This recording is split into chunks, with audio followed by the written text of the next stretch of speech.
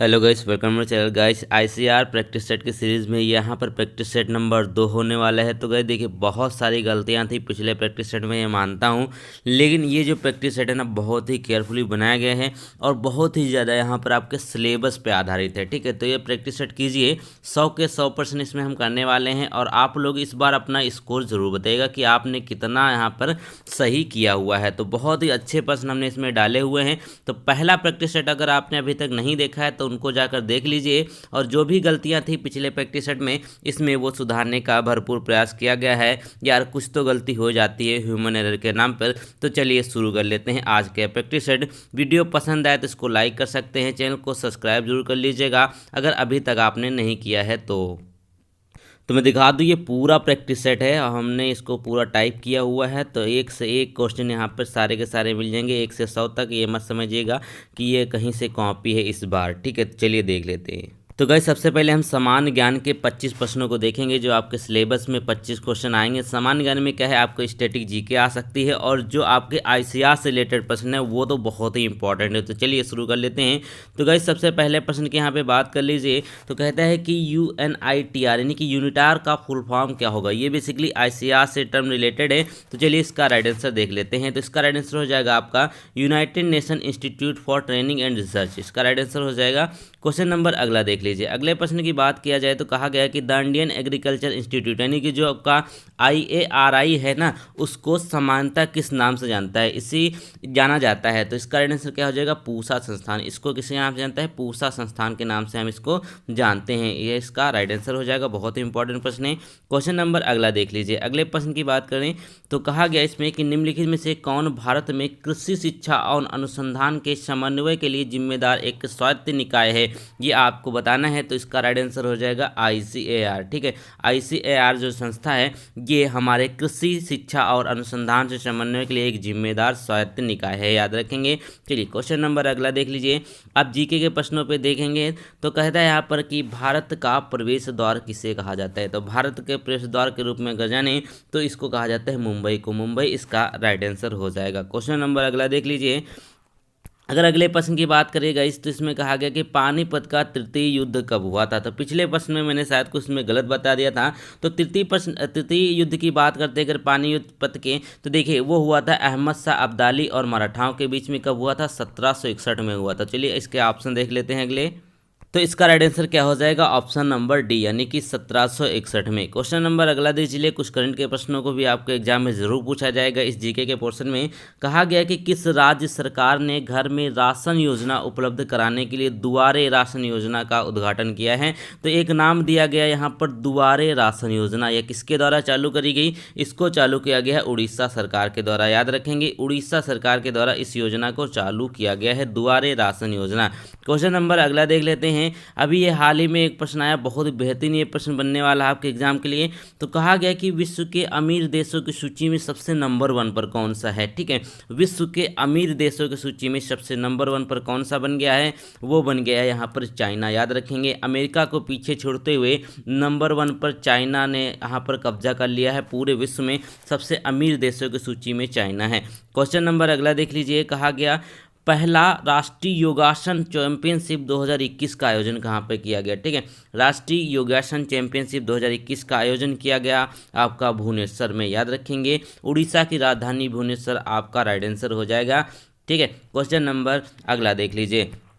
अगले प्रश्न की बात करते हैं। अच्छा प्रश्न है, बोला गया है कथकली भारत के निम्नलिखित में से किस राज्य का लोक नृत्य है। बेसिकली कहते हैं कथकली किससे संबंधित है। तो इसका राइट आंसर क्या हो जाएगा, वो हो जाएगा यहाँ पे केरला से संबंधित। ठीक है, याद रखेंगे केरला जो है वो आपका कथकली से रिलेटेड है। और यहाँ पे कुचिपुड़ी पूछा भी जाता है, वो आंध्र प्रदेश से संबंधित है। ठीक है, और ऐसे बहुत सारे जो है नृत्य वो पूछे जाते हैं, आप सभी लोग उनको याद रखेंगे। क्वेश्चन नंबर 10 देख लेंगे। तो कहा गया कि कौन सा देश COP27 जो मीटिंग होनी है 2022 में, उसकी मेजबानी करेगा। ठीक है, कौन सी COP27, जैसे COP नहीं होती है 27। ठीक है, तो उसकी जो है मेजबानी वो कौन सा देश करने वाला है। तो चलिए इसके ऑप्शन देख लेते हैं।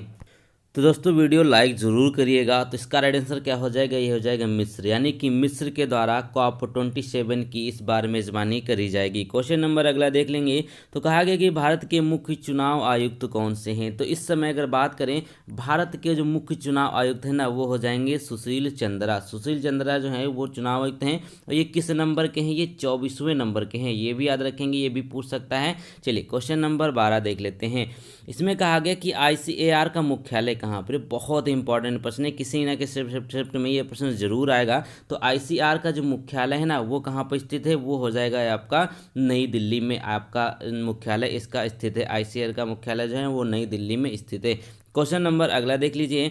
कहा गया कि कृषि क्षेत्र में भारतीय शोधकर्ता को मान्यता देने के लिए 1956 में रफ़ी मोहम्मद किदवई पुरस्कार किसके द्वारा बनाया गया था। एक पुरस्कार है जो रफ़ी मोहम्मद किदवई से संबंधित है, वह किसके द्वारा बनाया गया था। तो इसका राइट आंसर क्या हो जाएगा, ICAR के द्वारा, यानी कि जिस चीज़ का आप एग्जाम देने जा रहे थे उन्होंने ही इस पुरस्कार को बनाया था, मोहम्मद किदवई पुरस्कार। क्वेश्चन नंबर अगला देख लीजिए। अगले प्रश्न की बात करते हैं। तो बहुत ही अच्छा ये प्रश्न है। बोला गया आपका कि विवेक देबराय समिति का संबंध किससे है। विवेक देबराय है, इसकी एक समिति है, वो इसका संबंध किससे हो जाएगा। तो गाइस देखिए बहुत ही अच्छा ये प्रश्न है। तो कहते हैं भारतीय रेलवे का निजीकरण, यानी कि जो भारतीय रेलवे का निजीकरण होने की खबरें आ रही थी उसी से संबंधित है विवेक देबराय समिति। क्वेश्चन नंबर अगला देखिए। कहा गया भारत का पहला परागकण पार्क कहाँ पे खोला गया। भारत का पहला परागकण पार्क कहाँ पे खोला गया, वह खोला गया यहाँ पर उत्तराखंड में। यानी कि देखिए इस समय बहुत सारे जितने पार्क हैं ना, वो सब उत्तराखंड में खोले जा रहे हैं, चाहे लाइकेन पार्क हो या फिर पहला परागकण पार्क हो, ये सारे पार्क। क्वेश्चन नंबर अगला देख लीजिए। कहा गया कि विश्व मौसम विज्ञान संगठन का मुख्यालय कहाँ पर है। विश्व मौसम विज्ञान संगठन का मुख्यालय, चलिए इसके ऑप्शन देख लेते हैं। तो गाइस इसका राइट आंसर क्या हो जाएगा, वो हो जाएगा यहाँ पर जिनेवा, यानी कि विश्व विज्ञान संगठन का मुख्यालय जिनेवा में स्थित है। क्वेश्चन नंबर अगला देख लीजिए। प्रधानमंत्री फसल बीमा योजना कब शुरू करी गई। अच्छा प्रश्न है। प्रधानमंत्री फसल बीमा योजना जो शुरू करी गई थी वह डेट थी 2016, याद रखेंगे 2016 में इसको चालू किया गया था। क्वेश्चन नंबर अगला देख लीजिए। बोला गया कि नबक लेबार उत्सव भारत के किस मंदिर से संबंधित है। एक ऑप्शन इसमें नहीं है, चलिए कोई बात नहीं, ठीक है। तो नबक लेबार उत्सव जो भारत में वह किस मंदिर से संबंधित है, वह मनाया जाता है जगन्नाथ मंदिर में। याद रखेंगे जो जगन्नाथ मंदिर है वहाँ पर इस कार्यक्रम को मनाया जाता है, इस उत्सव को मनाया जाता है। क्वेश्चन नंबर अगला देखिए। राष्ट्रीय विज्ञान दिवस कब मनाया जाता है। ठीक है, राष्ट्रीय विज्ञान दिवस इंपॉर्टेंट प्रश्न है ये। तो कब मनाया जाता है, ये मनाया जाता है 28 फरवरी को। ठीक है, हर 28 फरवरी को ये राष्ट्रीय विज्ञान दिवस के रूप में हम लोग सेलिब्रेट करते हैं। क्वेश्चन नंबर अगला देखिए। एक यहाँ पे है कि गुपकर घोषणा पत्र किससे संबंधित है। ठीक है, गुपकर घोषणा पत्र जो संबंधित है वह किससे संबंधित है। तो देखिए इसका राइट आंसर आपका हो जाएगा जम्मू कश्मीर का विशेष और राज्य का दर्जा बहाल करना। ठीक है, तो ये एक गुपकर घोषणा पत्र है जिसमें कहा गया कि जम्मू कश्मीर को विशेष और राज्य का दर्जा जो है फिर से बहाल कर दिया जाए, उससे संबंधित है। क्वेश्चन नंबर अगला देखिएगा। कहा गया कि भारत के उपराष्ट्रपति पदेन अध्यक्ष होते हैं। तो भारत के जो उपराष्ट्रपति होते हैं ना, वो किस चीज़ के पदेन अध्यक्ष होते हैं। तो सभी को पता होगा कि राज्यसभा के पदेन अध्यक्ष होते हैं जो हमारे उपराष्ट्रपति होते हैं। ठीक है, आप लोग जरूर कहिएगा कि इस बार की प्रश्नों का कलेक्शन काफ़ी अच्छा है। चलिए 22 में देखिए। तो कहा गया कि चंपारण आंदोलन कब हुआ था। चंपारण आंदोलन किसके द्वारा चालू किया गया था। ये महात्मा गांधी के द्वारा चालू किया गया था। और ये कब हुआ था, ये हुआ था आपका 1917 में। याद रखेंगे 1917 में इस आंदोलन को चालू किया गया था। तो दोस्तों अगले प्रश्न की बात करते हैं। तो कहा गया कि भारतीय सिंचाई के बुनियादी ढांचे में शामिल हैं, क्या क्या शामिल हैं। तो देखिए इसमें नहर भी शामिल है, भूजल भी शामिल है और वर्षा जल संचयन भी शामिल है। यानी कि इसका राइट आंसर क्या हो जाएगा, उपरोक्त तो सभी। क्वेश्चन नंबर अगला देख लीजिए। कहा गया कि अंतर्राष्ट्रीय चावल का मुख्यालय कहाँ पर स्थित है। अब अंतर्राष्ट्रीय चावल का मुख्यालय पूछा है, राष्ट्रीय नहीं पूछा है, इसको थोड़ा सा ध्यान में रखिएगा। तो इसका राइट आंसर क्या हो जाएगा, फिलीपींस। यानी कि यह फिलीपींस में स्थित है अंतर्राष्ट्रीय चावल का मुख्यालय। जीके का लास्ट प्रश्न देख लेते हैं, ये भी अच्छा क्वेश्चन है। तो कहा गया कि कावेरी जल की भागीदारी, इनके बीच एक विवाद है। जो कावेरी नदी का जल है ना, इनके बीच एक विवाद चल रहा है। आप पता है कौन से दो राज्य जिनके बीच विवाद है, है तो वो हो जाएगा तमिलनाडु और कर्नाटक, यानी कि तमिलनाडु और कर्नाटक के बीच में एक कावेरी जल विवाद चलता आ रहा है बहुत दिनों से, इसको याद रखेंगे, पूछा जा सकता है। तो गाइस 25% में जीके खत्म कर लिए। अब चलिए देख लेते हैं आपके सामान्य विज्ञान के 25 प्रश्नों को। तो सामान्य विज्ञान जो है वो भी बहुत ही आपके अच्छे प्रश्नों को हमने कलेक्शन रखा है, तो चलिए देख लेते हैं। तो सबसे पहले अगर बात कर लें गाइस यहाँ पर क्वेश्चन नंबर की, तो कहा गया कि वायुयान की ऊंचाई मापने के लिए किस यंत्र का प्रयोग किया जाता है। जो वायुयान है उसकी अगर ऊंचाई यानी कि जितनी हाइट है वो किस हाइट पे वो उड़ रहा है उसको मापने के लिए हम किसका प्रयोग करते हैं, तो वो किया जाता है अल्टीमीटर का यूज़। याद रखेंगे अल्टीमीटर का यूज हम वहाँ पर करते हैं। क्वेश्चन नंबर अगला देखिए, कहा गया कि इंसुलिन के स्राव के लिए कौन सी ग्रंथि जिम्मेदार होती है। जो आपका इंसुलिन है ना उसके लिए कौन सी ग्रंथि यानी कौन सी ग्लैंड से इंसुलिन जो है वो यहाँ पर रिलीज किया जाता है। याद रखेंगे इसका राइट आंसर क्या हो जाएगा, वो हो जाएगा आपका अग्न्याशय। ठीक है, अग्न्याशय से इसको रिलीज किया जाता है जो होता है इंसुलिन। ठीक है, क्वेश्चन नंबर अगला देख लीजिए, यहाँ पे बोला गया 28 में कि निम्नलिखित में से सर्वाधिक विद्युत ऋणात्मक कौन है, यानी कि जो मोस्ट इलेक्ट्रोनेगेटिव है वो कौन सा होता है पीरियोडिक टेबल में। तो इसका राइट आंसर क्या हो जाएगा, ये तो फ्लोरीन हो जाएगा, लेकिन सबसे ज़्यादा यहाँ पर ये इलेक्ट्रोनेगेटिव होता है यानी विद्युत ऋणात्मक होता है। इसके ऑप्शन देख लेते हैं, तो इसका राइट आंसर क्या हो जाएगा, फ्लोरीन हो जाएगा। अभी तो हमने आपको बताया। चलिए देख लेते हैं अगला प्रश्न। अगले प्रश्नों की बात करें तो बोला गया कि दूध क्या है। तो बेसिकली दूध जो है ये मिल्क जो है वो क्या है, तो इसका राइट आंसर क्या हो जाएगा पता है, वो हो जाएगा पायस। दूध जो है वो एक पायस है।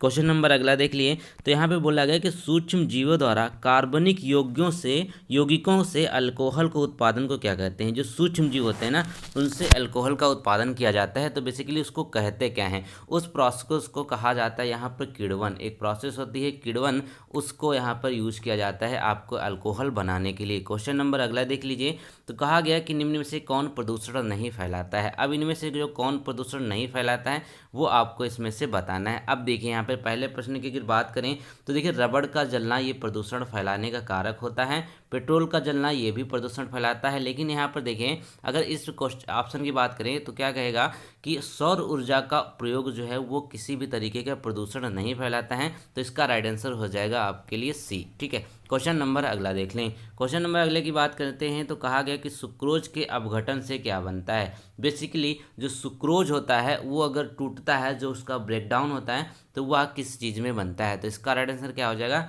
वो हो जाएगा यहाँ पर ग्लूकोज और लेक्टोज। याद रखेंगे ग्लूकोज और लेक्टोज हो जाता है अगर सुक्रोज का अपघटन होता है।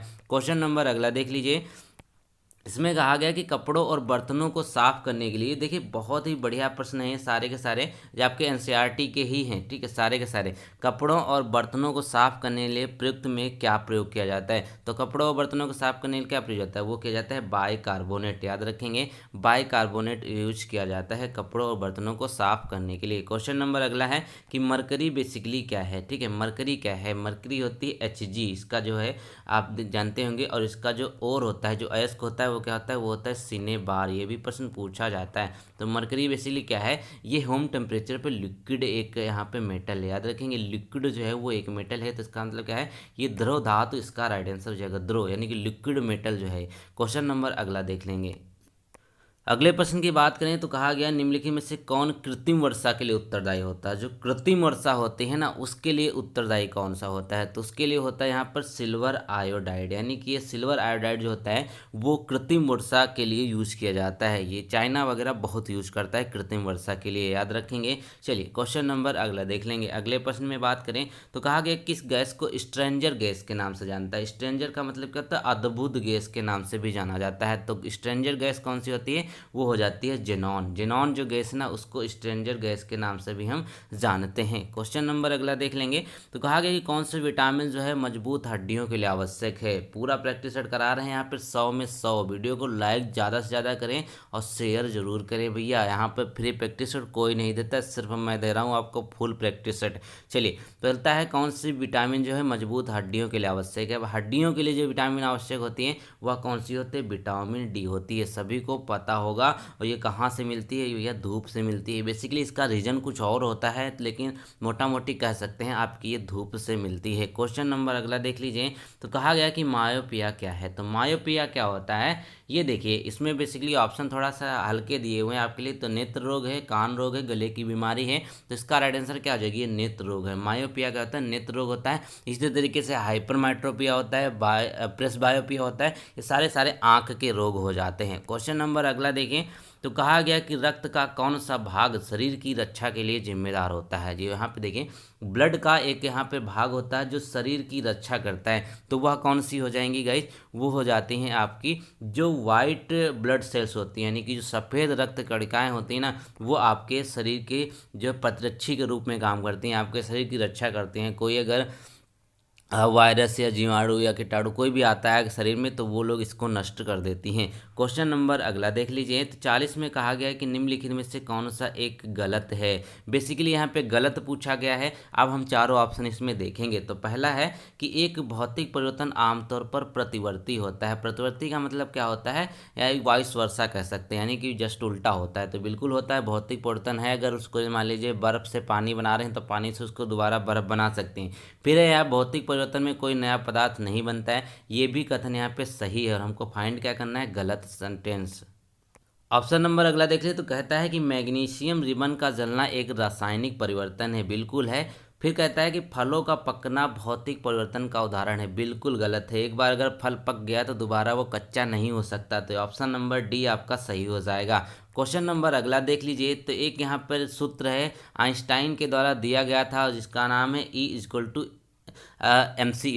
तो वो बेसिकली यहाँ पे पूछा गया है कि जो इसमें सी होता है ना, वह किस चीज़ का दिखाता है। तो वो होता है यहाँ पर आपका प्रकाश का वेग, यानी कि स्पीड ऑफ लाइट दिखाता है आपका सी। याद रखेंगे, स्पीड ऑफ लाइट सी दिखाता है, आप याद रखेंगे। चलिए क्वेश्चन नंबर अगला देख लेते हैं। तो कहता है कि मानव शरीर में यूरिया का निर्माण कहाँ पे होता है। मानव शरीर में यूरिया का निर्माण जो होता है वो होता है आपके लीवर में। याद रखेंगे, लीवर में आपका मानव शरीर में यूरिया का निर्माण होता है। क्वेश्चन नंबर अगला देखिए। कहा गया कि आधुनिक आवर्त श्रेणी किसने बनाई थी। जो आपकी पीरियोडिक टेबल है, जो मॉडर्न पीरियोडिक टेबल है बेसिकली, वह किसके द्वारा बनाई गई थी। तो वह बनाई गई थी मेंडलीव के द्वारा। याद रखेंगे, मेंडलीव के द्वारा। अब मॉडर्न जो टेबल है वह किस पे बेस्ड है, वह बेस्ड है आपके एटॉमिक नंबर पे। याद रखेंगे, एटॉमिक नंबर पे बेस्ड है। चलिए क्वेश्चन नंबर अगला देख लीजिए।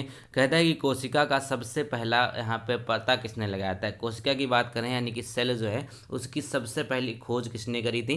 देखिए 10th लेवल का पेपर है, इतना हाई भी नहीं जाएगा, आप याद रखेंगे पेपर, ठीक है। तो सबसे पहले यहाँ पे रॉबर्ट हुक ने इसकी खोज करी थी। कब करी थी, रन भी याद रख लीजिए, 1765 में इसकी खोज करी गई थी रॉबर्ट हुक के द्वारा। क्वेश्चन नंबर अगला देख लीजिए। एल्युमिनियम का महत्वपूर्ण अयस्क कौन सा है। अब एल्युमिनियम की बात कर लेते हैं। तो ये सबसे महत्वपूर्ण जो अयस्क है ना, वो किस चीज़ का होता है गाइज, वो हो जाता है यहाँ पे बॉक्साइट। बॉक्साइट जो है, बॉक्साइट से हम एल्युमिनियम को प्राप्त करते हैं। बाकी यहाँ पे सीने बार हमने आपको बता रखा है कि ये आपका होता है Hg, यानी कि मरकरी का, ठीक है। और यहाँ पे जो हेमेटाइट है वो आपका होता है आयरन का। याद रखेंगे, आयरन का। चलिए क्वेश्चन नंबर अगला देख लीजिए। अगले क्वेश्चन में है कि कारों ट्रकों बसों में ड्राइवर सीट के बगल में कौन सा दर्पण लगा होता है। कारों ट्रकों बसों में जो ड्राइवर सीट होते हैं ना, उसके बगल में कौन सा शीशा लगा होता है, वो लगा होता है उत्तल दर्पण। याद रखें, जो आपका उत्तल दर्पण है वो यहाँ पे लगा होता है उसका पीछे का व्यू देखने के लिए। चलिए देखिए, बहुत सारे यहाँ पर लोग कमेंट कर रहे थे आप गलत पढ़ाते। भैया एक दो चीज़ें गलत हो जाती हैं, अब लिखा कुछ होता है और यहाँ पे हम पढ़ कुछ और देते हैं। तो इसमें थोड़ा सा नहीं होता है कि वीडियो भी बना रहे हैं, ध्यान भी रखना है, बहुत सारी चीज़ें करनी है। सिर्फ अपने लिए पढ़ाई नहीं कर रहे हैं, आपके लिए बना रहे, इतनी मेहनत कर रहे हैं, ठीक है। तो थोड़ा सा यार मैनेज कर लिया कीजिए। क्वेश्चन नंबर अगला देख लीजिए।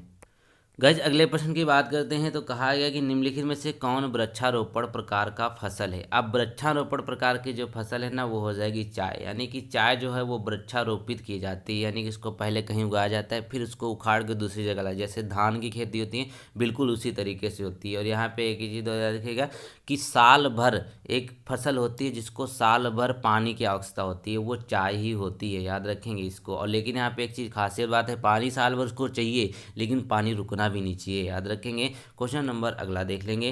कहा गया है कि रक्त का पीएच मान कितना होता है। पीएच का मतलब क्या होता है, बेसिकली पोटेंशियल ऑफ हाइड्रोजन। याद रखेंगे क्या होता है, पोटेंशियल ऑफ हाइड्रोजन। ऐसा भी क्वेश्चन पूछा गया है, ठीक है।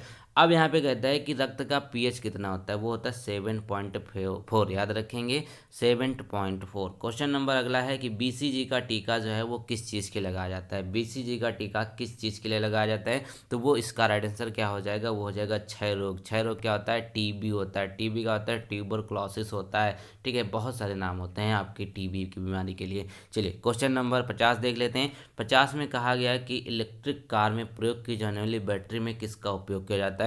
जो इलेक्ट्रिक कार होती है ना, उसमें जो बैटरी प्रयोग की जाती है उसमें कौन सी बैटरी का प्रयोग किया जाता है। देखिए वो होती है लिथियम आयन वाली बैटरी, जो इलेक्ट्रिक चीज़ें हैं। बेसिकली आपका जो फ़ोन भी है ना, उसमें आपकी लिथियम बैटरीज का प्रयोग किया जा रहा है। तो गाइज हमने साइंस के भी 25 क्वेश्चन पूरे कर लिए। आप चलते हैं सामाजिक विज्ञान की तरफ। चलिए वीडियो को लाइक ज़रूर करते रहिएगा और चैनल को सब्सक्राइब कर लें अभी तक नहीं किया है तो गाइस सामाजिक विज्ञान के प्रश्नों की ओर चलते हैं। देखिए सामाजिक विज्ञान क्या है, बहुत ही ज़्यादा ब्रॉड सिलेबस है इसका सामाजिक विज्ञान का, ठीक है। अगर आप देखेंगे एनसीईआरटी वगैरह उठा के देखेंगे तो सामाजिक विज्ञान ना कक्षा 6 से लेकर के जो आपकी 10 तक ना बहुत ज़्यादा इंपॉर्टेंट है। तो इसका बहुत ही ब्रॉड सिलेबस है और इसमें यह देखिएगा कि बहुत सारे प्रश्न हमने इसको रखे हैं इंपॉर्टेंट जो छूट गए हैं ये मत समझिएगा कि यहाँ से क्वेश्चन कम रखे। भैया इतना ज़्यादा सिलेबस है, 25 क्वेश्चन हम कहाँ से इसमें बनाए, ठीक है। तो चलिए देख लेते हैं। सबसे पहले प्रश्न की अगर बात कर लेते हैं तो कहा गया जो प्रथम विश्व युद्ध हुआ था उसमें किसकी हार हुई थी, ये आप देखने को मिल जाएगा आपके एनसीईआरटी में। तो प्रथम जो आपका विश्व युद्ध हुआ था वो हुआ था 1914 में, याद रखेंगे 1914 में स्टार्ट हुआ था प्रथम विश्व युद्ध और उसमें जो हार हुई थी ना वो जर्मनी की हार हुई थी, याद रखेंगे। चलिए क्वेश्चन नंबर अगला देख लीजिए। अगले प्रश्न की बात करते हैं तो कहा गया कि गठबंधन सरकार की पकड़ प्रशासन पर कैसी होती है। ये गठबंधन सरकार आती है, यानी कि कोई पार्टी अगर बहुमत में नहीं होती है तो कुछ जो है सरकारें, दो पार्टियां मिल करके सरकार बना लेती हैं। तो गठबंधन सरकार जो होती है उसमें पकड़ जो होती है प्रशासन जो होता है उस पर कैसी होती है, तो उस पर हो जाती है ढीली पकड़ हो जाती है उसकी, क्योंकि कोई पार्टी ये कहती है कोई पार्टी वो कहती है, इसके लिए प्रशासन पे जो पकड़ होती है वो थोड़ी सी ढीली हो जाती है इसकी। क्वेश्चन नंबर अगला देख। अगला प्रश्न इंपॉर्टेंट प्रश्न और आसान प्रश्न। तो हिटलर कहाँ का रहने वाला था। बेसिकली जो तानाशाह हिटलर था वो कहाँ का रहने वाला था, वो रहने वाला था जर्मनी का, याद रखेंगे जर्मनी का निवासी था। क्वेश्चन नंबर अगला देख लीजिए। कहा गया कि निम्नलिखित में से कौन सी एक राष्ट्रीय राजनीतिक दल है। अब राष्ट्रीय राजनीतिक दल का मतलब क्या होता है, बेसिकली वह अपने सिर्फ क्षेत्रीय नहीं, मतलब पूरे जो आपका भारत है ना उसमें किसी भी राज्य से वो चुनाव लड़ सकता है। इसके लिए कई क्राइटेरिया होते हैं, लगभग 6% वोट वगैरह प्राप्त करनी पड़ती है। तो इसके ऑप्शन देख लेते हैं। पहला यहाँ पर है आपका बहुजन समाज पार्टी, समाजवादी पार्टी और मणिपुर डेमोक्रेटिक पार्टी। देखिए मणिपुर और डेमोक्रेटिक पार्टी क्या है, ये आपकी जो है ये आपकी क्षेत्रीय पार्टी है, समाजवादी पार्टी। लेकिन जो बहुजन समाज पार्टी है ना, जिसका स्थापना हुई थी यहाँ पर 1984 में, तो बहुजन समाज पार्टी एक राष्ट्रीय राजनीतिक दल है, याद रखेंगे। चलिए क्वेश्चन नंबर अगला देख लेंगे। तो कहा गया कि किस वर्ष नेपाल में लोकतंत्र स्थापित करने की दिशा में आंदोलन प्रारंभ हुआ था। तो किस वर्ष हुआ था नेपाल में लोकतंत्र स्थापित करने की दिशा में आंदोलन, वो हुआ था 2006 में। और 2006 के बाद जो परिणाम हुआ था वहाँ पर लोकतंत्र स्थापित हो गया था 2006 की अगर बात कर लेते हैं। क्वेश्चन नंबर अगला देख लीजिए। अब यहाँ पे कहा गया कि विश्व की सर्वप्रथम मुद्रण क्रांति कहाँ पे शुरू हुई। मुद्रण का मतलब क्या होता है, जहाँ पे ये पैसा चला हुआ था, यानी कि जो नोट चले थे, पैसा चला था, सबसे पहले कहाँ पे चला था, तो इसका राइट आंसर हो जाएगा यहाँ पे चाइना। चाइना में सबसे पहले मुद्रण क्रांति की शुरुआत हुई थी, क्योंकि यहाँ पर देखिए अब कागज का आविष्कार भी चाइना में ही हुआ था।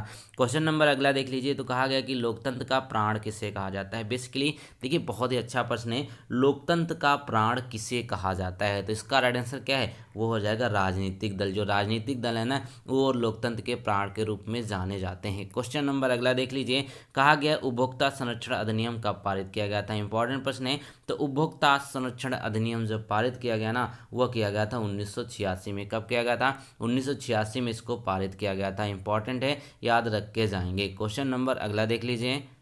पीडीएफ आपको टेलीग्राम में मिल जाएगी, डिस्क्रिप्शन में लिंक है, वहाँ से देख लीजिएगा। किस क्षेत्र में प्राथमिक क्षेत्र कहा जाता है, यानी किस क्षेत्र को प्राथमिक क्षेत्र के रूप में जाना जाता है, यानी प्राइमरी सेक्टर के रूप में जाना जाता है, तो वह हो जाएगा कृषि क्षेत्र। आपका जो कृषि क्षेत्र है ना उसको हम प्राइमरी सेक्टर के रूप में भी जानते हैं। क्वेश्चन नंबर अगला देख लीजिए। तो कहा गया कि वैज्ञानिक समाजवाद की अवधारणा का प्रतिपादन किसने किया था। तो वैज्ञानिक समाजवाद की जो अवधारणा है ना वह इसका प्रतिपादन जो किया गया था वो किया गया था बहुत ही फेमस व्यक्ति हैं कार्ल मार्क्स जी के। कार्ल मार्क्स जो हैं इनके द्वारा वैज्ञानिक समाजवाद अवधारणा का प्रतिपादन किया गया था। क्वेश्चन नंबर अगला देख लीजिए, तो कहता है इसमें से क्या एक प्राकृतिक आपदा नहीं है। अब जो एक प्राकृतिक आपदा नहीं है, देखिए भूकंप जो है वो प्राकृतिक आपदा है, सुनामी प्राकृतिक आपदा है, चक्रवात जो है वो प्राकृतिक आपदा है, लेकिन जो परमाणु परीक्षण है ना आपका, ये एक मानव निर्मित है, यानी कि मानवों के द्वारा इसको किया जाता है। क्वेश्चन नंबर अगला देख लीजिए, अगले में कहा गया कि साम्यवादी शासन का पहला प्रयोग कहाँ पे हुआ था। साम्यवादी शासन का पहला प्रयोग जो हुआ था गाइस वो हुआ था रूस में। याद रखेंगे, रूस में सबसे पहले साम्यवादी शासन का प्रयोग हुआ था। क्वेश्चन नंबर अगला देख लीजिए, कहा गया कि सोपानी कृषि किस राज्य में की जाती है। एक प्रश्न है सोपानी कृषि, इसका जो है राइट आंसर होगा वो आपका हो जाएगा उत्तराखंड। उत्तराखंड में, इसको मैंने आपको अलग से करा रखा है, जो हमने आपको सिर्फ सोशल साइंस की वीडियो दी है, तो उत्तराखंड इसका राइट आंसर होगा। क्वेश्चन नंबर अगला है कि भारत में संविधान सभा का गठन कब किया गया था। देखिए भारत में जो संविधान सभा है उसका गठन कैसे किया गया था, कैबिनेट मिशन के द्वारा उसका गठन किया गया था। अब कब किया गया था, वह किया गया था 1946 में। याद रखेंगे 1946 में इस सभा का गठन किया गया था। क्वेश्चन नंबर अगला हो जाएगी रॉलेट एक्ट कब पारित हुआ था। एक एक्ट है रॉलेट एक्ट, इसमें क्या बेसिकली किया गया था, इसके तहत ये चीज़ करी गई थी कि किसी भी जो जो क्रांतिकारी हैं किसी को उठा करके 2 साल तक उनको जेल में रखा जा सकता है और उनकी जमानत नहीं होगी, बिना मुकदमा चलाए उन पर रखा जा सकता है। तो यह पारित हुआ था 1919 में। याद रखेंगे 1919 में इसको काला कानून के नाम से भी जाना गया था। क्वेश्चन नंबर अगले देख लें, अगला प्रश्न भी अच्छा है और इम्पॉर्टेंट है। तो कहता है कि मोपला विद्रोह कहाँ हुआ था। जो मोपला विद्रोह की अगर बात करें तो गाइस ये हुआ था यहाँ पर केरला में। याद रखेंगे केरला में हुआ था। आई थिंक ये 1921 या 1922 में हुआ था, थोड़ा सा कन्फ्यूजन आप लोग क्लियर कर दीजिएगा। तो मोपला विद्रोह जो है केरला में हुआ था। क्वेश्चन नंबर अगला देख लीजिए, तो कहता है कि क्या भूकंप के कारण ही सुनामी आती है। ये पूछा गया बेसिकली आपके नॉलेज के लिए थोड़ा सा। तो क्या भूकंप के कारण ही सुनामी आती है, तो इसका ऑप्शन है हाँ। ठीक है, फिर आती है कि आती है और नहीं भी आती है, कुछ कहा नहीं जा सकता। भूकंप के कारण सुनामी कभी नहीं आती है। तो बेसिकली इसका राइट आंसर जानते क्या होगा, ये होगा आपका यहाँ पे बी वाला, यानी कि आती है और नहीं भी आती है। अब भूकंप छोटा आएगा यानी कि कम रिएक्टर पैमाने पर आएगा तो सुनामी नहीं आएगी, अगर बड़े पैमाने पर आता है जैसे 2004 में हुआ था तो सुनामी यहाँ पर आ जाती है। क्वेश्चन नंबर अगला देख लीजिए। अब यहाँ पे देखिए आपदा प्रबंधन आपके सिलेबस में है, यह मत समझिएगा नहीं है। ठीक है, अब 68 में कहता है कि मानव निर्मित आपदाओं के कारण जान माल की व्यापक क्षति को क्या कहा जाता है। जो मानव निर्मित आपदाएं होती हैं ना उनको क्या कहा जाता है। तो सिंपल से आपको बहुत ही आसान है कि मानव निर्मित उसको आपदा कहा ही जाता है, इसीलिए यहाँ पे इसका राइट आंसर हो जाएगा आपका बी। क्वेश्चन नंबर अगला देख लीजिए, तो कहा गया आपके एलपीजी का फुल फॉर्म क्या है। ये मैंने प्रश्न हटाया नहीं है क्योंकि ये इंपॉर्टेंट है। ये कब हुआ था, 1991 में हुआ था एलपीजी का यहाँ पे पूर्ण रूप। देखिए तो क्या हो जाएगा, यहाँ पर एल से मतलब क्या है, ये आपका होगा लिबरलाइजेशन यानी कि उदारीकरण, और पी से क्या मतलब होता है, ये होता है प्राइवेटाइजेशन यानी कि निजीकरण, और आपका जी से मतलब क्या होता है, ये होता है ग्लोबलाइजेशन। याद रखेंगे ग्लोबलाइजेशन ये होता है आपका वैश्वीकरण से संबंधित। चलिए क्वेश्चन नंबर अगला देख लें। अब अगले प्रश्न की बात कर लीजिएगा इस, तो कहता है यहाँ पर कि संघीय व्यवस्था में सरकार कैसी होती है। जो संघीय व्यवस्था है ना उसमें सरकार कैसी होती है, तो याद रखेंगे उसमें आपकी होती है एक दलीय। याद रखेंगे क्या होता है, संघीय व्यवस्था में सरकार जो होती है वो एक दलीय होती है। क्वेश्चन नंबर अगला देख लीजिए। अब इसमें कहा गया कि इनमें से कौन सा एक राज्य दल है। बेसिकली राज्य दल की बात करें, भारतीय जनता पार्टी हो गई और बहुजन समाज पार्टी और आम आदमी पार्टी। क्या है बेसिकली यहाँ पर इसकी स्थापना करें तो 1980 में हुई थी या भारतीय जनता पार्टी की। तो ये क्या होगा आपका बीजू जनता दल है, ये एक राज्य दल यानी कि क्षेत्रीय दल है, ये पूरे भारत में चुनाव नहीं लड़ता है। क्वेश्चन नंबर अगला देख लेंगे। क्वेश्चन नंबर अगले की बात करें, ये क्वेश्चन देखिए, इसमें कहा गया कि मार्च 1946 में फ्रांस और वियतनाम के बीच होने वाले समझौते को किस नाम से जाना जाता है। तो फ्रांस और वियतनाम के बीच में जो समझौता हुआ था उसको किस नाम से जानते हैं, तो तितसेन ये नहीं होगा, कैप्टन भी नहीं होगा और हो ची मिन ये भी नहीं होगा, यानी कि तीनों जो ऑप्शन दिए हुए हैं इनमें इसका राइट आंसर नहीं है, तो इनमें से कोई नहीं इसका आपका राइट आंसर हो जाएगा। क्वेश्चन नंबर अगला देख लीजिए। अगले प्रश्न की बात करें तो कहा गया कि सरदार वल्लभ भाई पटेल जो हैं उनको सरदार की उपाधि किस आंदोलन में दी गई थी। तो सरदार की उपाधि जो दिन को दी गई थी ये बारदोली सत्याग्रह के दौरान दी गई थी। कब दी गई थी, बारदोली सत्याग्रह के दौरान। और किसने दिया था, वहाँ की महिलाओं ने। ठीक है, वहाँ की महिलाओं ने इनको सरदार की उपाधि दी थी थी और उस आंदोलन में ही ना महिलाओं ने बढ़ चढ़ के भाग लिया। ऐसा प्रश्न भी पूछा जाता है, जिस आंदोलन में महिलाओं ने बढ़ चढ़ के भाग लिया था वह आंदोलन कौन सा है, तो वह बारदोली है। ये हुआ था 1928 में। क्वेश्चन नंबर अगला देख लें। अगले प्रश्न की बात करते हैं तो कहा गया कि पहला फैक्ट्री एक्ट यानी कि पहला फैक्ट्री अधिनियम कब पारित किया गया था, तो पहला फैक्ट्री अधिनियम जो है वो 1881 में आया था। याद रखेंगे 1881। क्वेश्चन नंबर अगला देखिए, तो इसमें कहा गया कि पंचायती राज प्रणाली की विधिवत शुरुआत सबसे पहले राजस्थान के किस जिले में हुई थी। अब पंचायती राज प्रणाली किसने लागू करी थी, बलवंत राय मेहता समिति के द्वारा चालू करी गई थी। ये कितने स्तर पे होती है, 3 स्तरों पर, यानी कि त्रिस्तरीय व्यवस्था है। और यहाँ पे देखिए ये कब चालू किया था कि राजस्थान में जो नागौर जिला है ना, सबसे पहले वहाँ पर इसको चालू किया गया था। बहुत ही इंपॉर्टेंट प्रश्न है, राजस्थान के नागौर जिले में।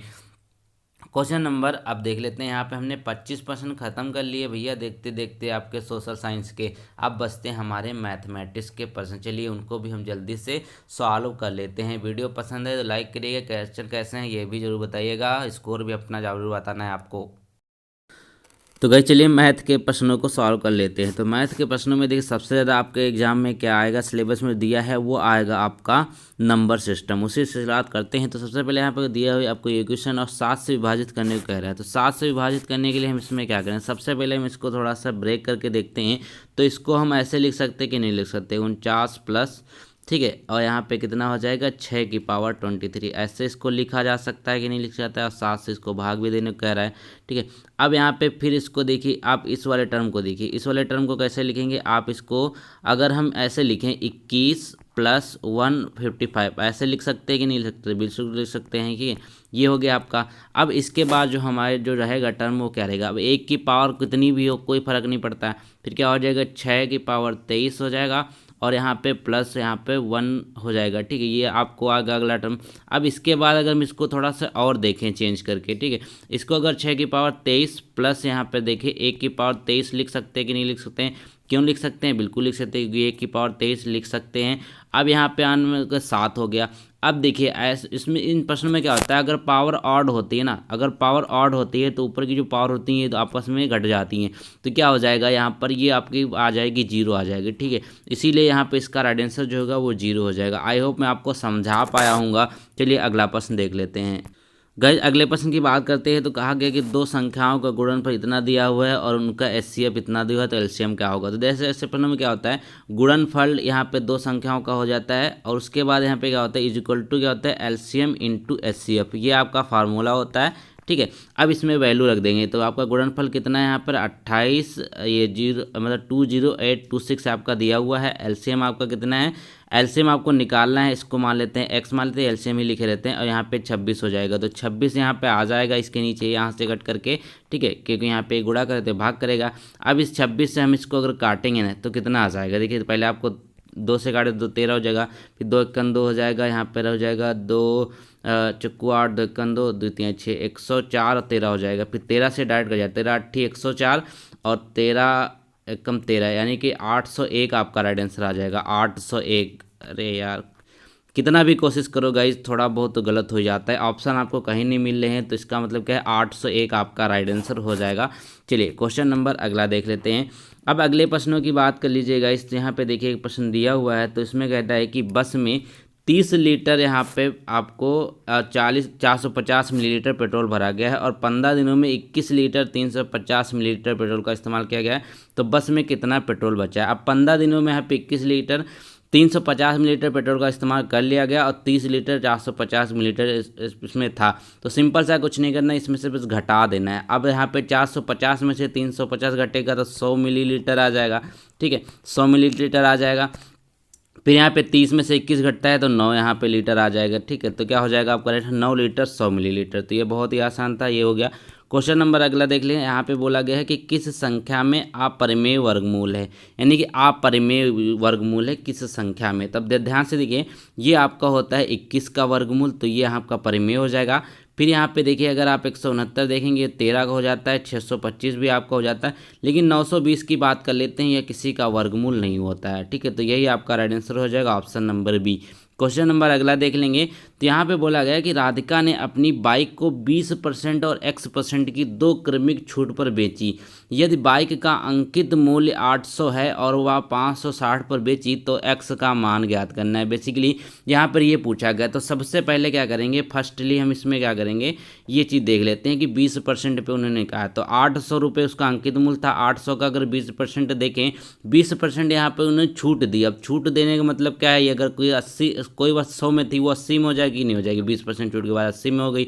अब यहाँ पे बटा 100 जरूर कर देंगे। अब यहाँ पे इसको काट लेंगे तो कितना आ जाएगा, ये आपका 640 आ जाएगा। ठीक है, 640 आ गया। अब सेकेंडली देख लेते हैं क्या बोला है उसने, वह 560 पर बेच भी दी। अब 640 की वस्तु अगर उसने 560 पर बेची है तो यहाँ पे इसको माइनस कर देंगे। माइनस करने के बाद हमारा कितना आ जाएगा, जितना भी आए माइनस करने के बाद इसको यहाँ पे क्या करेंगे, 640 में से अगर 560 माइनस कर देंगे, ठीक है, उसके बाद यहाँ पर अपॉन में 640 भी कर देंगे। 640 क्यों करेंगे, इतनी तो यहाँ पे हमारी जो वस्तु थी उसका एक्चुअल मूल्य था। अपॉन में हमेशा नीचे रखते हैं कि परसेंटेज निकालें। तो अब इसको काट पीट कर अगर आप सॉल्व करेंगे तो 12.5% आपका राइट आंसर आ जाएगा। ठीक, 12.5% आपका राइट आंसर आ जाएगा, याद रखेंगे। क्वेश्चन नंबर अगला देख लीजिए। अब अगले प्रश्न की बात करते हैं। तो कहता है कि 3/5 का कितना परसेंट 1/40 है। ठीक है, तो मान लीजिए यहाँ पर x का 3/5 का कितना परसेंट यहाँ पर 1/40 है। तो 3/5 का जो है x% ना वो है 1/40। यही तो आप इसी तरीके से करेंगे, बिल्कुल करेंगे, 1/40 है। अब इसको क्या करें, थोड़ा सा इधर उधर पक्षांतर कर दीजिए। ठीक है, तो चलिए देख लेते हैं इसको करके, बहुत ही जल्दी हम इसको सॉल्व कर लेंगे इस तरीके से। ठीक है, तो क्या हो जाएगा हमारा पे x यहाँ पे है। ठीक है, ये सारी वैल्यू उधर चली जाएंगी। ये आपका हो जाएगा ऊपर 100, नीचे आ जाएगा 40, और ये जो 5 ये भी आपको ऊपर चला जाएगा और नीचे आ जाएगा 3। ठीक है, तो अब इस इक्वेशन को काट देंगे सिंपली। ठीक है, अब अब 2 दूना 4 कट जाएगा, 2 पंचे 10 कट जाएगा, तो 55 25/23 यानी क्या हो जाएगा, 55 25/23 की बात करें तो ये आपकी इक्वेशन आ जाएगी। ठीक है, 25/23। अब इसको आप सॉल्व कर लेंगे तो आपका राइट आंसर आ जाएगा। क्वेश्चन नंबर अगला देख लीजिए। अगले प्रश्न की बात कर लेते हैं। तो दोस्तों यहाँ पे 2+1 दिया हुआ है, ये आपकी इक्वेशन दी हुई है 2+1। ठीक है, और यहाँ पे ये आपको इसको सॉल्व करना है, इसका मान आपको निकालना है। तो देखिए 2+, सबसे पहले ब्रैकेट सॉल्व करते हैं। 2+ यहाँ पे 1 हो जाए 3 हो जाएगा। फिर यहाँ पे अगर 3 के स्क्वायर की बात कर लेंगे कितना हो जाएगा, 9 हो जाएगा, और 9+1 कितना हो जाएगा, 10 हो जाएगा। इसी तरीके से यहाँ पे 3 की पावर अगर 4 है, ठीक है, तो इसमें कितना हो जाए, 3 की पावर कितना 4 होता है, सभी लोग बताइए। तो हो जाएगा 87, 87 एक हो जाएगा, 88 यहाँ पर हो जाएगा। ठीक है, माफ़ कीजिएगा, यहाँ पर 3 की पावर 4 कितनी हो जाएगी, 81 हो जाएगी। 81 एक यहाँ पे 82 हो जाएगा। अब इसको यहाँ पे हम सॉल्व कर लेंगे। सॉल्व करने के बाद क्या करेंगे, अब देखें ये हो जाएगा 30, और 30 गुणे यहाँ पर 82 कर लेंगे तो क्या हो जाएगा, 3 दूना 6 हो जाएगा, और 3/24 हो जाएगा। ठीक है, तो ये आप देख लीजिए, ये आपको इस तरीके से आपको यहाँ पर निकालना है। ये आपका 2460 राइट आंसर यानी ऑप्शन नंबर डी हो जाएगा। चलिए तो गाइस यहाँ पे देख लेते हैं। तो इसमें बोला गया है 441 बिस्किट के एक पैकेट की कीमत 16 रुपये है। ठीक है, लेकिन बिस्कुट के ऐसे 4 समान पैकेट के एक पैक की कीमत 56 रुपये है। तो पैक पर प्रभावी छूट जो है परसेंटेज में क्या होगी। ठीक है, तो यहाँ पे अब यहाँ पे देखिए बहुत ही आसान है। एक पैकेट कितने का है, 16 रुपये का। ठीक है, अब यहाँ पे 4 समान पैकेट की बात कर रहा है तो 4 कितने का हो जाएगा, 4 आपका हो जाएगा 16 चौको 64 हो जाएगा कि नहीं हो जाएगा, बिल्कुल 4 64 के हो जाएंगे। एक 16 रुपये का था तो 4 64 के हो जाएंगे। अब उसने बोला कि एक पैक की कीमत यहाँ पे 56 रुपये है, तो पैक का प्रभावी यहाँ पे छूट क्या होगा।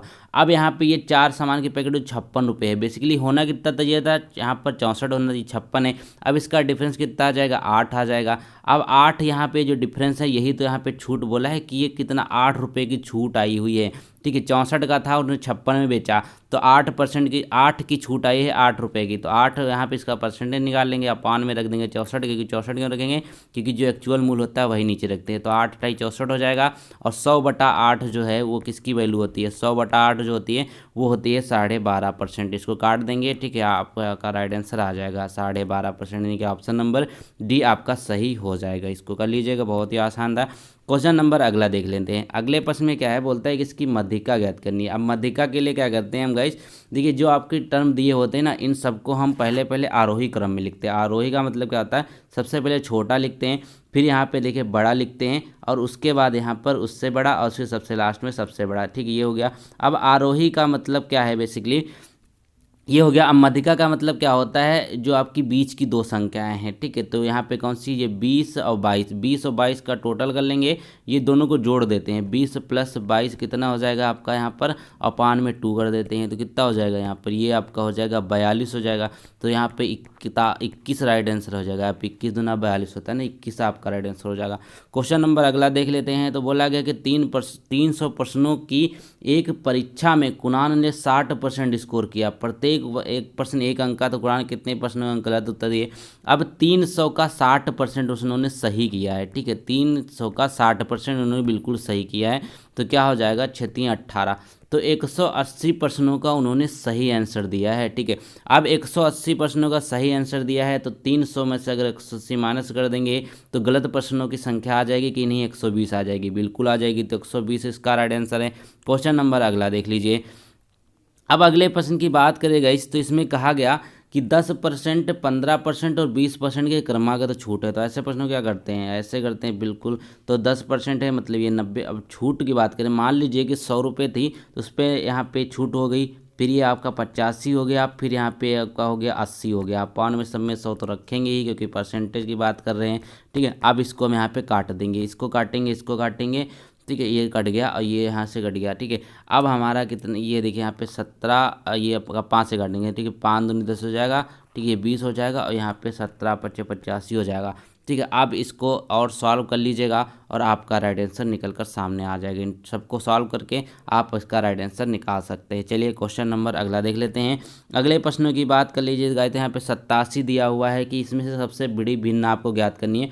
अब देखिए भिन्न अगर सबसे बड़ी आपको ज्ञात करनी है, ऐसे प्रश्नों में क्या करते हैं, करना है आप इन सबकी वैल्यू निकाल लीजिए काट काट करके, ठीक है। सबकी अगर वैल्यू आप निकाल लेंगे तो आपको पता चल जाएगा कि पॉइंट में कौन सबसे ज़्यादा है, ठीक है। तो चलिए हम इसको सॉल्व कर लेते हैं। 4 हमारे पास वैल्यू दी है, अब इसको सॉल्व करके देखिए।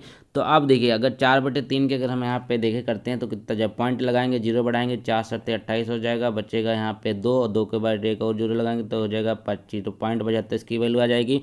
इसी तरीके से यहाँ पे आप क्या करेंगे, इसमें भी पॉइंट लगाएंगे तो आप देखेंगे कि इसका क्या हो जाएगा 0.6 आ जाएगा लगभग, ठीक है। अब यहाँ पे देख लेंगे अगर 12, अब इसमें क्या होगा 12 पंचे 60 लगा देंगे, ठीक है। यहाँ पे बचेगा उसके बाद 10/12 37 84 हो जाएगी, ये पॉइंट की बात कर रहे हैं। अब यहाँ पे इसको देख लेते हैं, इसमें पॉइंट लगाएंगे 130 हो जाएगा, तो 16 70 अगर लगा देंगे इसमें, ठीक है। उसके बाद यहाँ पे 128 2 बचेगा, उसके बाद 0 लगाएंगे तो 16 × 16 हो जाएगा। देखिए सबसे ज़्यादा वैल्यू किसकी आ रही है, 3/4 संख्या की आ रही है, तो 3/4 इसका राइट आंसर हो जाएगा। चलिए क्वेश्चन नंबर अगला देख लेते हैं। अब एक क्वेश्चन यहाँ पे पिछले प्रैक्टिस सेट का रिपीटेड है। तो एक वर्ग का परिमाप यहाँ पे संख्यात्मक रूप से एक वर्ग के क्षेत्रफल के बराबर होता है। वर्ग की भुजा का संभावित मार्ग, देखो वर्ग है यहाँ पर, तो वर्ग क्या आपको पता है कि इसका जो क्षेत्रफल होता है वो भुजा स्क्वायर होता है, और परिमाप क्या होता है, चारों भुजाओं का योग होता है बेसिकली यहाँ पे, ठीक है। अगर यहाँ पे हम 4 इकाई मान लेते हैं, 4 इकाई मानेंगे तो क्या हो जाएगा, यहाँ पर 4 इकाई मान लेंगे तो इसका जो क्षेत्रफल हो जाएगा कितना हो जाएगा, 4 × 16 हो जाएगा कि नहीं आएगा, इसका जो एरिया हो जाएगा 4 × 16 हो जाएगा। अब यहाँ पे एक अगर भुजा 4 है तो सारी भुजा स्क्वायर में बराबर होती हैं, 4 4 4, ठीक है। तो ये देखिए अब 4, इसका जो परिमाप हो जाएगा ना, पेरीमीटर होगा वो भी इसका 16 हो जाएगा। तो यही यहाँ पे पूछा गया था कि कौन सा दोनों के क्षेत्रफल के बराबर है, परिमाप और क्षेत्रफल। क्वेश्चन नंबर अगला देख लीजिए। अगले में बोला गया कि यदि बहुलक जो है 25 है, माध्य यहाँ पर 16 है, तो मध्यिका क्या होगी। ये यहाँ पे क्वेश्चन बेसिकली बहुत ही अच्छा है। तो इसका एक फार्मूला होता है गाइस, तो इसका फार्मूला क्या होता है, वो होता है 3 मध्यिका, याद रखेंगे बहुत ही बार पूछा जाता है। तो 3 मध्यिका ये फार्मूला है, और यहाँ पे बहुलक होता है, और इसके बाद यहाँ पे क्या होता है, प्लस में यहाँ पे 2 माध्य होता है। अब इसमें आपको सिर्फ और सिर्फ आपके जो वैल्यू है वो रख देने हैं। तो अब देखिए 3 मध्यिका हो गई यहाँ पर। अब बहुलक आपको दिया हुआ है, वो दिया हुआ है 25, और यहाँ पे माध्य 16 है, ठीक है। 16 × 2 यहाँ पे वैल्यू दे रखी है इसमें, तो क्या हो जाएगा, ये हो जाएगा 16 दूनी 32 हो जाएगा, और 32 + 25 हो जाएगा यहाँ पर, ठीक है। अब यहाँ पे 3 माध्यिका तो दी ही रखी है। अब इसको और सॉल्व कर लेंगे तो 5 2 7 हो जाएगा यहाँ पर, और 2 3 6 हो जाएगा, ठीक है। माफ़ कीजिएगा, ये आपका 5 होगा, 3 2 5 हो जाएगा, 5 2 7 होगा आपके। ये 3 आपकी जब मध्यिका क्या हो जाएगी, 3 इधर चला आएगा, 3 क्या करेगा, ये 19 3 57 हो जाएगा। तो 19 आपका राइट आंसर हो जाएगा, जो आपकी मध्यिका आ जाएगी वो 19 आ जाएगी। चलिए क्वेश्चन नंबर अगला देख लेते हैं। अब अगले प्रश्न की बात कर लेते हैं। तो बोला गया है कि आपके पास 20 बड़ी 16 छोटी डायरी हैं, तो आप प्रत्येक पैक में दोनों वाले उपहार पैक करना चाहते हैं तो बिना शेष बचे हुए बनाए जा सकने वाले उपहार पैक की अधिकतम संख्या कितनी। बहुत ही बेहतरीन प्रश्न है और बहुत ही आसान है। तो सबसे बड़ी आपके पास क्या है, ये 20 है और सबसे छोटी डायरी कितनी 16 है। तो इनका एलसीएम ले लेते हैं, बेसिकली इनका फैक्टर देख लेते हैं। अब 20 के अगर फैक्टर की गाइस बात कर लेंगे तो क्या हो जाएगा, 20 के अगर फैक्टर देखेंगे तो हमारे पास क्या आएगा, 2 की पावर यहाँ पे 2 हो जाएगा और यहाँ पे 5 आ जाएगा कि नहीं आ जाएगा, माफ़ कीजिएगा प्लस नहीं है, ठीक है प्लस नहीं है, फैक्टर में जाएगा, हम गैप लगा देंगे, ठीक है थोड़ा सा।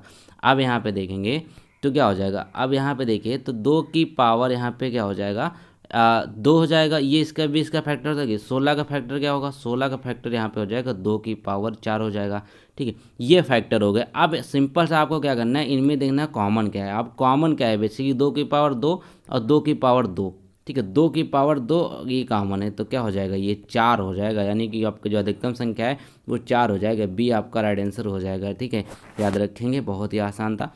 क्वेश्चन नंबर अगला देख लेते हैं। अब अगला प्रश्न है आपको यहाँ पर देखिए पूछा गया है इसमें सिंपली, ठीक है तो चलिए इसको हम सॉल्व कर लेते हैं। तो इसमें कहा गया एक खंभे का उन्नयन कोण एक बिंदु से जो खंभे के पार से 30 मीटर की दूरी पर है, एक यहाँ पे दिया हुआ है, देखिए बोला है ये 30 मीटर दूरी, इसकी डिस्टेंस यहाँ पे 30 मीटर है, ये खंभा है आपका और ये यहाँ पे 45 डिग्री आपको बोला गया है ये लगा हुआ है। अब यहाँ पे खंभे की ऊंचाई ये आपको ये बताना है, ये आपकी ऊंचाई याद करनी है। तो देखिए क्या होता है यहाँ पर इस तरीके से आप इसको याद कर सकते हैं, अगर आपने याद नहीं किया तो क्या होता है, पंडित बद्री प्रसाद हर हर बोले, इसका मतलब साइन कॉस टेन, इस तरीके से आप याद कर सकते हैं अगर आप याद नहीं है तो। इसमें टेन देख लेते हैं तो क्या होता है, परपेंडिकुलर अपॉन बेस होता है। अब परपेंडिकुलर यहाँ पर आपको ये है एक्स, एक्स अपॉन कितना हो जाएगा, बेस कितना है 30 दिया हुआ है और यहाँ पे क्या हो जाएगा tan 45 हो जाएगा, ठीक है tan 45 की वैल्यू कितनी होती है, tan 45 की वैल्यू होती है 1 होती है। तो x की अगर बात करें 30 इधर चला जाएगा तो 30 × 1 कितना हो जाएगा, 30 हो जाएगा। तो आपका राइट आंसर कितना आ जाएगा गाइज, वो आ जाएगा 30 मीटर। बहुत ही आसान से ये प्रश्न होते हैं, इनको ध्यान से करिएगा तो आंसर छट से आते हैं। क्वेश्चन नंबर 92 देख लेते हैं। अब 92 की अगर बात कर लीजिए तो बोला गया कि आयताकार हाल की चौड़ाई उसकी लंबाई का 2/3 है। बेसिकली ये यहाँ पर क्वेश्चन पूछा गया है, ठीक है तो यदि हाल का क्षेत्रफल 300 वर्ग मीटर है तो इसकी लंबाई और चौड़ाई के बीच का अंतर मीटर में आपको बताना है। तो सिंपल सा आपको इसको अपने आप सॉल्व कर लीजिएगा, या पिछले प्रैक्टिस में मैंने ऐसे सेम कराया हुआ था, ठीक है तो आयताकार हाल की चौड़ाई और उसकी लंबाई इतनी है तो क्षेत्रफल है। तो क्या होता है यहाँ पर देखिए, ये आपको मान लेते हैं एक्स मान लेते हैं, उसकी लंबाई जो है वो देख लेते हैं एक्स हो जाएगी, तो क्या उसकी चौड़ाई कितनी हो जाएगी, वो एक यहाँ पे x × 2/3 हो जाएगा कि नहीं हो जाएगा, इक्वल टू यहाँ पे 300 हो जाएगा कि ठीक है। अब यहाँ पे देखें इसको ऐसे लिख सकते हैं कि नहीं लिख सकते, 2x/3 हो जाएगा, यहाँ पर 300 हो जाएगा, बिल्कुल हो जाएगा। यहाँ पे क्या हो जाएगा, 3 उधर चला जाएगा तो ये हो जाएगा 900, ठीक है। अब यहाँ पे क्या हो जाएगा 2x² हो जाएगा, ठीक है बेसिकली। अब इसको आप सॉल्व कर लीजिएगा, आपका राइट आंसर निकल आएगा, ठीक है एक्स की वैल्यू निकल आएगी तो आप इसमें रख दीजिएगा। चलिए क्वेश्चन नंबर अगला देख लेते हैं।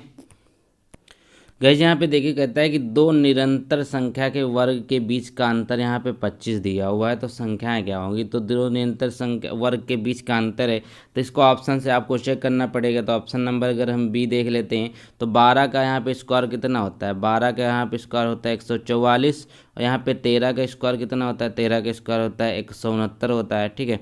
अब यहाँ पे देख लेते हैं इसका डिफरेंस, इसका डिफरेंस आप देख सकते हैं कि 9 में से 4 जाएगा तो 5 आएगा और यहाँ पे 6 में से 4 जाएगा 2 आ जाएगा, तो 25 आपको डिफरेंस देखने को मिल रहा है। तो कुल मिला के यहाँ पर आपको राइट आंसर हो जाएगा 12 और 13, यानी कि ऑप्शन नंबर बी। चलिए क्वेश्चन नंबर अगला देख लेते हैं।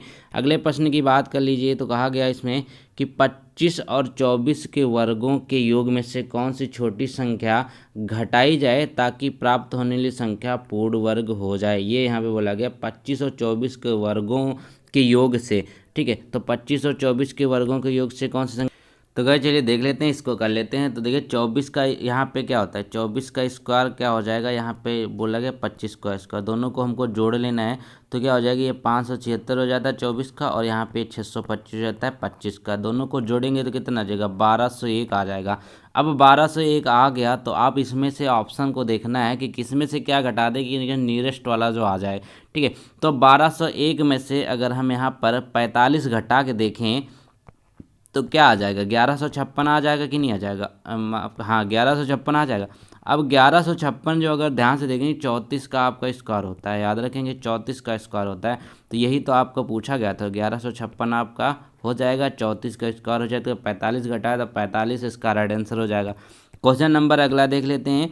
अब अगले प्रश्न की बात कर लिए तो बोला गया है कि इतने के घनमूल और 27 के वर्ग का गुणनफल यहाँ पर आपको ज्ञात करना है। तो बेसिकली 12, 16 और 7, 12, 16 और 7 जो इसका घनमूल क्या होता है ये यहाँ पे आपको बताना है।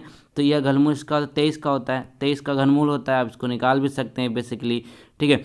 तो 23 का घनमूल होता है, ये हो गया आपका। अब बोलता है 27 का वर्ग, अब 27 का वर्ग क्या होगा, 27 का वर्ग क्या होता है, ये होता है आपका 729 होता है। अब 729 और 23 को अगर हम गुणा कर देंगे तो हमारा कितना आ जाएगा, 16,767 आ जाएगा, ठीक है। 16,767 कितना हो जाएगा आपका, option number C. Question number अगला देख लीजिए। तो बोला गया है कि यहाँ पर यदि समचतुर्भुज के विकर्णों की लंबाई 6 सेंटीमीटर 8 सेंटीमीटर है तो समचतुर्भुज का माप यहाँ पर कितना होगा। तो बेसिकली इसका फार्मूला क्या होता है, P इक्वल टू क्या होता है 2 इंटू यहाँ पर क्या होगा अंडर रूट में होता है D1 square plus D2 square, ये यहाँ पे होता है। अब इसको सिंपल सा वैल्यू पुट करके निकाल लेते हैं। चलिए D1 कितना है यहाँ पे 6 दिया यानी कि 36 हो जाएगा, स्क्वायर करना ये आपका 64 हो जाएगा। अब 36 64 यहाँ पे कितना हो जाता है आपका 100 हो जाता है, और 100 का यहाँ पे रूट कितना हो जाएगा आपका 10 हो जाएगा, और 10 यहाँ पे 2 तो पहले चल ही रहा था, तो क्या हो जाएगा 10 दूना 20 यानी कि जिसका परिमाप आ जाएगा आपका 20 राइट आंसर हो जाएगा। चलिए क्वेश्चन नंबर अगला देख लेते हैं। अब अगले प्रश्न में देखिए तो बोला गया यहाँ पर आपको साइन थीटा 15/17 है तो टेन थीटा कितना होगा, ये प्रश्न है आपका। तो बोला गया है साइन थीटा इतना, देखिए साइन क्या होता है बेसिकली, ठीक है। तो साइन क्या होता है, ठीक है, वो परपेंडिकुलर अपन हाइपोटेन्यूस होता है कि नहीं होता है। परपेंडिकुलर यहाँ पे 15 है और हाइपोटेन्यूस आपको 17 दिया हुआ है। अब यहाँ पर आपको इसको निकालना है, तो इसका ट्रिपलेट अगर आपको याद है तब तो बहुत ही बढ़िया हो जाएगा, क्योंकि 17 15 8 होता है। लेकिन अगर इसको आप निकालना ही है तो क्या हो जाएगा, 17 का स्क्वायर कर लेंगे 89 हो जाएगा, 289 हो जाएगा। अब माइनस यहाँ पे 15 15 225 हो जाएगा, ठीक है। अब यहाँ से इसको माइनस करेंगे 64 आ जाएगा, तो 64 कितने का 8 का होता है। तो अब tan आपको निकालना है, tan क्या होता है परपेंडिकुलर अपॉन बेस होता है। तो ये 15/8 परपेंडिकुलर अपॉन बेस होता है। अब परपेंडिकुलर कितना है यहाँ पर 15 दिया हुआ है और बेस कितना 8 है, तो 15/8 आपका राइट आंसर हो जाएगा कि नहीं हो जाएगा, आपका हो जाएगा आपका राइट आंसर। चलिए क्वेश्चन नंबर अगला देख लेते हैं। अब अगले प्रश्न में देख लीजिए तो क्या कहता है कि 2 अंकों की संख्या का योग 16 है, ठीक है। 2 अंकों की संख्या का योग 16 है, यदि अंकों को आपस में बदल दिया जाए तो संख्या 18 बढ़ जाती है, तो संख्याएं ज्ञात कीजिए। चलिए इसको भी सॉल्व कर, तो चलिए इसको सॉल्व कर लेते हैं। तो देखिए यहाँ पे बोला कि 2 अंकों की संख्याओं का योग यहाँ पे 16 है, तो मान लेते हैं कि x + y जो है यहाँ पर वो 16 दिया हुआ है, इसको इक्वेशन 1 मान लेते हैं, ठीक है। अब चलिए देख लेते हैं कि यदि अंकों को आपस में बदल दिया जाए, अब अंकों को अगर आपस में बदल दिया जाए, बहुत ही पुराना क्वेश्चन है, आपने इसको पढ़ा होगा। तो क्या होता है 10x + y, हम इसको कर लेते हैं, ठीक है। अब यहाँ पे इसको अगर हम बोलेंगे, क्योंकि ये इकाई दहाई में हो तो दहाई में है तो 10 लेंगे, क्योंकि इकाई होता तो एक संख्या लेते हैं। फिर यहाँ पे 10y प्लस यहाँ पे हो जाएगा x, ठीक है, -18 हो जाएगा, क्योंकि बोला है कि ये 18 बढ़ जाती है, ठीक है। अब यहाँ पे हो गया। अब इसको अगर हम थोड़ा सा सॉल्व करेंगे तो 10y इधर चला आएगा तो कितना हो जाएगा 9y हो जाएगा, -9x हो जाएगा, ठीक है। ये -9x हो जाएगा यहाँ पर। अब इसके बाद क्या होगा, अब ये हो गया आपका इक्वल टू 18 हो जाएगा, तो x y - x 9 कॉमन ले लेंगे, ठीक है। तो ये आपका हो जाएगा 9 कॉमन हो गया, और यहाँ पे 18 है तो यहाँ पे ये जाएगा कट यहाँ पे, तो क्या हो जाएगा y - x जो है वो आपका 2 हो जाएगी, तो ये इक्वेशन 2 हो जाएगी।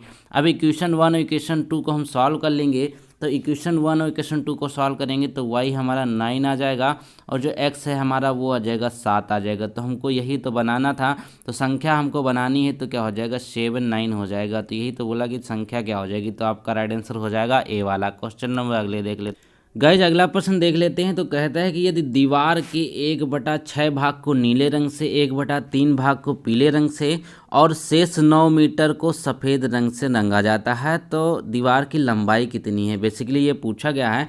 तो ठीक है, तो पेंट के बाद की अगर बात कर लेते हैं, पेंट के बाद की बात करें तो क्या हो जाएगा यहाँ पर, ठीक है, वो हो जाएगा यहाँ पे एक मान ली थी, उसकी कितनी पेंट किया गया, 1/6 भाग पेंट किया गया, माइनस 1/3 हो जाएगी, ये भी पेंट किया गया है ना, तो ये कितना हो जाएगा 1/2 आएगा। टोटल अगर एलसीएम वगैरह लेके आएंगे तो 1/2 हो जाएगा, ठीक है। इतना यहाँ पे दीवार जो है बची हुई है। उसके बाद क्या कहते हैं, जितनी बची हुई ना उसको 9 मीटर को सफ़ेद रंग से रंगा, तो 1/2 कितना यूनिट हो जाएगा, 1/2 यूनिट होगा, क्योंकि इतनी तो पहले रंग दी चुकी थी, 1/2 बची थी, तो 9 मीटर से रंगा गया, तो 1/2 यूनिट कितनी हो जाएगी, यहाँ पर 9 के बराबर हो जाएगा।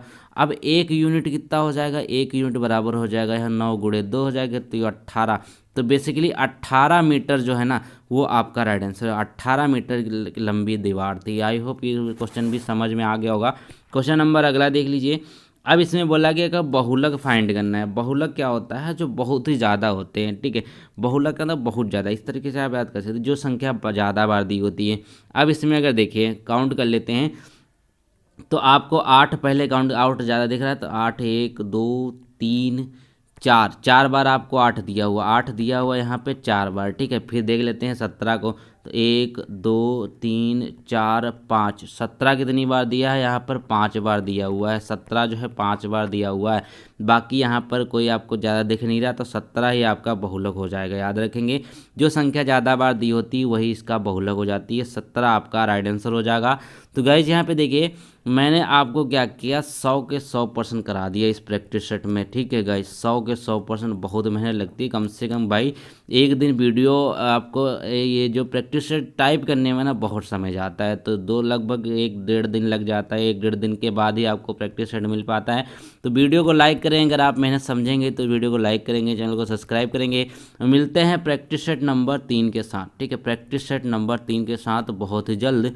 तब तक के लिए thank you so much. Support कीजिए, प्यार कीजिए, जितना भी आप कर सकते हैं अपनी तरफ से, क्योंकि अगर ज़्यादा व्यूज़ नहीं आएंगे तो भैया इतनी मेहनत करने से कोई फ़ायदा है नहीं। हम मिलते हैं, थैंक यू सो मच।